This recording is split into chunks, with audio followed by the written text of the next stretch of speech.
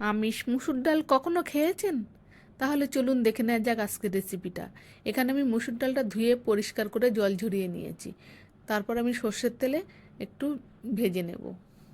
যখন সাদা সাদা মতো হয়ে যাবে তখন আমি জল দিয়ে দিলাম।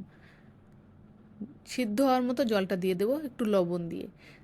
এবার আমি কিছুটা রসুনের কোয়া, 10-12টা রসুনের কোয়া আর একটু কাঁচা লঙ্কা চিরা দিয়ে ডালটা আমি সিদ্ধ করতে দেবো।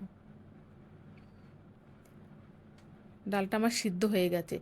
এখানে আমি একটা কড়াইতে সর্ষের তেল নিয়েছি, তাতে জিরে, লঙ্কা আর দুটো এলাচ ফোড়ন দিয়েছি। তার ভিতরে আমি পেঁয়াজ ফোড়ন দিয়েছি। পেঁয়াজটা ভাজা ভাজা হয়ে গেলে চিংড়ি মাছটা দিয়ে দিয়েছি। খোসা ছাড়ানো চিংড়ি মাছ দিয়ে আমি লবণ, হলুদ, জিরের গুঁড়ো আর লঙ্কার গুঁড়ো দিয়ে ভালো করে আমি কষে নিলাম। কষা হয়ে গেছে, এবার আমি একটু টমেটো কুচি দিয়ে দিলাম। টমেটোটা 1-2 বার নাড়ার পরেই কিন্তু আমি নারকেল কোড়া দিয়ে দিলাম। ডাল তো বহু রকম করে খান, একবার এই আমিষ পদ্ধতিতে ডাল রান্না করে খেয়ে দেখুন কেমন লাগে। এইভাবে ডাল রান্না করলে কিন্তু সেদিন আর মাছ মাংস কিছু লাগবে না, এটা দিয়েই খাওয়া হয়ে যাবে।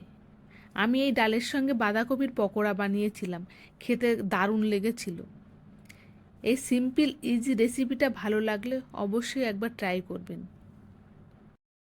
আমার এই রেসিপিটা ভালো লাগলে একটু বেশি বেশি করে শেয়ার করবেন আর লাইক কমেন্ট করবেন।